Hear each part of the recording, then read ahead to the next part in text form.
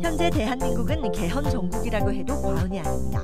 대선 주자들뿐 아니라 각 정당에서도 개헌을 외치고 있는데요. 개헌안의 핵심은 정부 형태를 어떻게 구성할 것인가 하는 겁니다. 즉, 대통령제, 의원내각제, 이원정부제 중 어떤 형태를 취할 것인가 하는 건데요. 이번 영상에서는 개헌 과정을 조금 더 쉽게 이해할 수 있도록 세 가지 정부 형태의 차이와 그 의미에 대해 알아보도록 하겠습니다.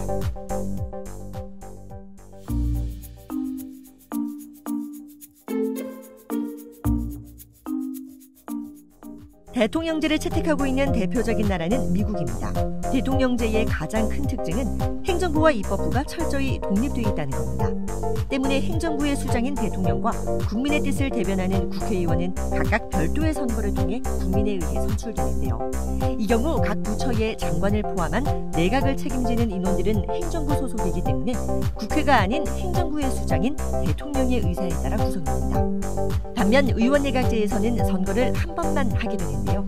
국민들의 투표를 통해 국회의원을 선출하면 국회의원들이 행정부의 수반인 총리를 선출하게 되고 그 총리가 국정을 이끌어갈 사람, 즉 내각을 구성하게 됩니다. 국민이 아닌 국회가 행정부의 수장을 선출하는 겁니다. 의원내각제를 채택하는 대표적인 나라로는 영국이 있습니다. 여기서 한번 짚고 넘어가겠습니다. 그렇다면 개헌 안에서는 왜 정부 형태가 중요한 아젠다로 논의되는 걸까요? 많은 이유가 있지만 현재의 대한민국 대통령에게는 너무 많은 권한이 부여돼서 소위 제왕적 대통령이 되기 쉽다고 보는 시각이 많기 때문입니다. 어떤 권한이 있냐고요? 대통령은 행정부의 수반과 동시에 대한민국을 대표하는 국가 원수로서의 역할을 하고 있고 국회의 권한이라고 할 수 있는 범실한 제출 권한이나 대법원장, 감사원장의 주요 인사에게 임명권도 가지고 있습니다. 이 밖에도 많은 권한이 있는데 최근 박근혜 최순실 국정농단 사태가 대통령의 이런 과도한 권한과 무관하지 않다는 분석이 나오면서 개헌 논의에 불을 지폈다고 볼 수 있는 거죠. 그렇다면 의원 내각제로 가는 게 정답이 될 수 있을까요? 앞서 말씀드린 것처럼 의원 내각제의 경우 행정부의 수장인 총리는 국민이 아닌 국회의원을 통한 간접 선거로 선출됩니다. 하지만 시민들의 투쟁과 피를 통해 대통령 직선제를 쟁취한 대한민국의 경우 행정부의 수장을 직선제가 아닌 간선제로 선출하는데 국민들의 반감이 있을 수 있고 국회의원에 대한 낮은 신뢰도 역시 의원내각제 채택의 걸림돌이 될 수 있습니다. 무엇보다 의원내각제의 경우 국회 내 과반수 이상을 차지하는 거대 정당이 있다면 자연히 그 정당에서 총리가 나오게 될 확률이 높고 이 경우 입법부뿐 아니라 행정부까지 한 개의 정당이 싹쓸이하는 일이 생길 수 있습니다. 제왕적 대통령에 문제가 있어서 의원 내각제를 채택했는데 경우에 따라 대통령제보다 훨씬 막강한 권력체제가 조성될 수도 있는 거죠.